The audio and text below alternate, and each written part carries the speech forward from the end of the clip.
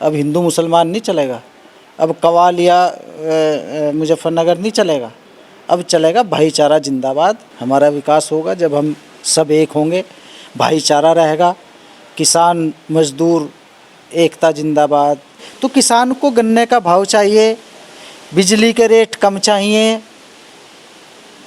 अपना गन्ना जो उसने मेहनत करके गन्ना मिल को दिया है उसका पैसा किसान को चाहिए। ये राष्ट्रीय लोकदल जो है वो बहुत मजबूत पार्टी है, किसान और मजदूर की पार्टी है। आप डीजल के रेट देख लीजिए, पेट्रोल के देख लीजिए, रसोई गैस के रेट जहाँ 400 से लेकर आज 1100 तक सिलेंडर पहुंच गया है।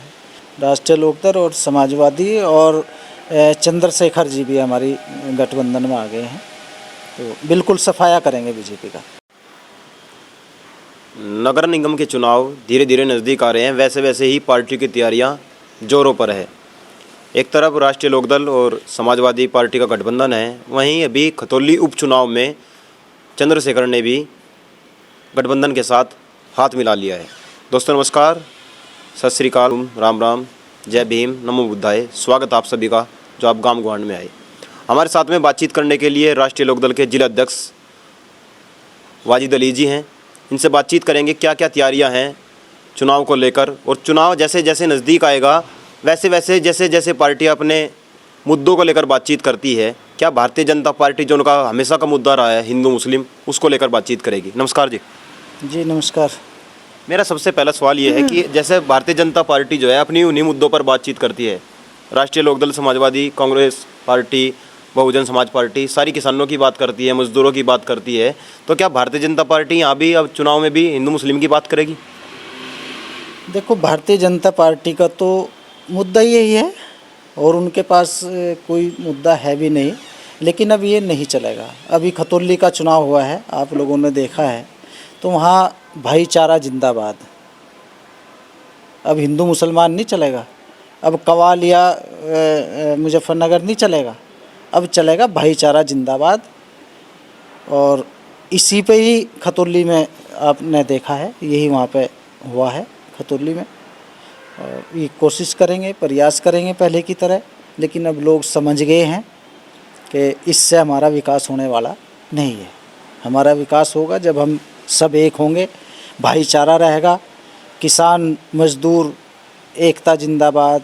जो हमारे जवान वहाँ पर हमारी देश की रक्षा कर रहे हैं, तो यही तो इस देश की एक रीढ़ है, तो ये इकट्ठी रहेगी, ये ख़त्म करेंगे। हिंदू मुस्लिम ख़त्म होगा, भाईचारा हमारा रहेगा, तभी देश आगे बढ़ेगा। तो ये इनका मुद्दा अब पुराना हो गया है। खतौली की आपने बात कहा, खतौली पे योगी जी आए, सारे मंत्री लगा दिए, उप मुख्यमंत्री लगा दिए, लेकिन खतौली में जब योगी जी आए उन्होंने भी वहाँ पे कांदला कैराना का जिक्र किया। आप बाहर जाके, मैं एक दिन बात कर रहा था तो एक भाई साहब बता रहे थे कि मैं मुंबई गया हुआ था तो कैराना को लेकर नेगेटिविटी बहुत ज़्यादा थी, और हमारे बच्चे जब बाहर पढ़ने के लिए जाएंगे तो उनको जॉब नहीं मिलेगी, रोज़गार नहीं मिलेगा, शिक्षा के क्षेत्र में वो पीछे रह जाएंगे। तो ऐसा क्यों है? कैराना को इतना मजबूर क्यों कर दिया है, कांदला को इतना मजबूर क्यों कर दिया है कि यहाँ से व्यापारियों का पलायन हो जाया करता था, होता नहीं है? हमें तो पहले ही पता था कि वो खतौली में आएंगे और कैराना की बात करेंगे। कैराना के साथ उन्होंने कांदला और जोड़ दिया, लेकिन वो चला नहीं ना खतौली में। मैं इसीलिए कह रहा हूँ, अब वो चीज़ पुरानी हो गई है, अब ये उनका मुद्दा चलने वाला नहीं है। लोग विकास चाहते हैं, किसान अपने गन्ने का भाव चाहता है। अब जो गन्ना किसान ने दिया है उसका वो पैसा उसको नहीं मिल पा रहा है, वो उसका पेमेंट चाहता है।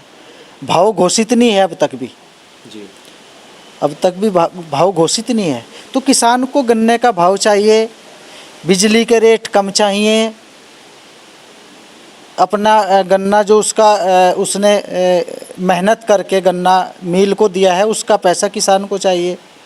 तो किसान को हिंदू मुसलमान से कोई मतलब नहीं है कि अब ये चीज़ पुरानी हो गई है। खतौली में नहीं घुसने दिया गया मदन भैया को, उसके पीछे क्या कारण लगते हैं आपको? आपने खतौली का जिक्र किया है, कब नहीं घुसने दिया? रोक लिया प्रशासन ने, तो उनको रोक लिया था, लेकिन उसके बाद आए हैं ना मुजफ्फरनगर में।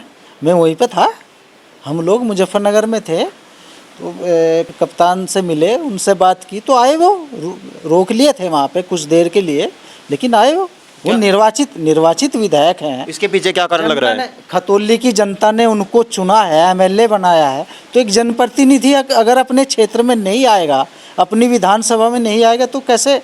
मदन भैया जी जो है वो फिर मुजफ्फरनगर आए हैं। मदन भैया जी ने संजीव बालियान जी का नाम लिया है कि जानबूझकर मंत्री के इशारे पर ये सब किया जा रहा है, तो क्या सही था वो? हाँ, वो उन्होंने जो कहा है मैं यही कह रहा हूँ, वहाँ पर रोका गया, लेकिन उसके बाद वो आए, वो पहले फिर सिसोली पहुँचे और सिसोली से फिर वो मुजफ्फरनगर समाजवादी के कार्यालय पे भी गए और राष्ट्रीय लोकदल के कार्यालय पे भी वो गए।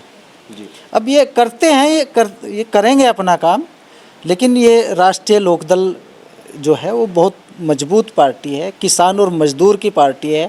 हमारे नेता माननीय जयंत चौधरी किसान और मजदूर की बात करने का काम करते हैं, जो वंचित लोग हैं उनकी आवाज़ उठाने का काम करते हैं। आप देखते होंगे जब भी मैं अब राज्यसभा में जब बोलते हैं तो वहाँ कोई नेता, किसी पार्टी का कोई नेता किसान के लिए या मजदूर के लिए या जो दबा कुचला एक तबका है उसके लिए कोई बात नहीं करता, वो सिर्फ हमारे माननीय जयंत चौधरी जी वहाँ पर बात करते हैं। तो जो चुनाव नज़दीक आ रहे हैं, आप शामली ज़िले के अध्यक्ष हैं, किस तरीके से देख रहे हैं तीनों जगह को, खासकर कांदला, कैराना और शामली? किन मुद्दों को लेकर चुनाव होगा? मुद्दे हमारे यही हैं, मुद्दे बहुत हैं। मुद्दे महंगाई आप देख लीजिए किस तरीके से कमर तोड़ दी है महंगाई ने। आप डीजल के रेट देख लीजिए, पेट्रोल के देख लीजिए, रसोई गैस के रेट जहाँ 400 से लेकर आज 1100 तक सिलेंडर पहुँच गया है। तो ये बहुत मुद्दे हैं और विकास का मुद्दा हमारा है, हम लोग विकास करेंगे, विकास करने का काम हमारी पार्टी करती है। तो ये मुद्दे रहेंगे और हम 3 नहीं 10 सीटें हैं, 10 की 10, 3 नगर पालिका हैं, 7 नगर पंचायत भी हैं, 10 की 10 हम जीतने का काम करेंगे। मतलब जैसे विधानसभा चुनाव में बिल्कुल सफाया कर देता है, ऐसे ही अब निकाय चुनाव में, नगर चुनाव में, सब में सफाया करने की ठान लिया राष्ट्रीय लोकदल ने। बिल्कुल राष्ट्रीय लोकदल और समाजवादी और चंद्रशेखर जी भी हमारी गठबंधन में आ गए हैं, तो बिल्कुल सफाया करेंगे बीजेपी का। अभी टिकट के लिए कोई क्लियरेंस नहीं दिया है, किसको टिकट मिलेगी, कौन चुनाव में लड़ेगा? ये तय हो जाएगा कौन कहाँ लड़ेगा। हम सब लोग गठबंधन के सब लोग उसको बैठ करके तय करेंगे, उसके बाद हमारे नेता उस पर देख करके कहाँ क्या करना है उस हिसाब से वहाँ से तय करके भेजेंगे। बिजली की बात आपने की, किसानों के लिए पेट्रोल डीजल की आपने बात की, अभी जीएसटी का भी चला हुआ था, शटर गिर कर जा रहे थे, तो मैं सोशल मीडिया पर पढ़ रहा था कि ये नकली दुकानदार हैं जो शटर डालकर भाग रहे हैं, असली दुकानदार तो आज भी दुकान चला रहा है, जैसे किसानों के लिए कहा गया था। तो जो जीएसटी का है उस पर राष्ट्रीय लोकदल ने भी अपना प्रतिक्रिया दे दी है, तो आप क्या इस चुनाव में जीएसटी का मुद्दा भी रहेगा?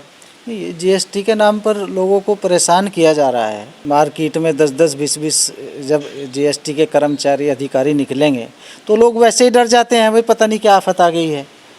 तो ये बिल्कुल परेशान करने का काम किया जा रहा है, इनको डराया जा रहा है। निकाय चुनाव है नज़दीक कि इनको पहले ही डरा लो, जिससे इस चुनाव में बीजेपी को फ़ायदा हो सके।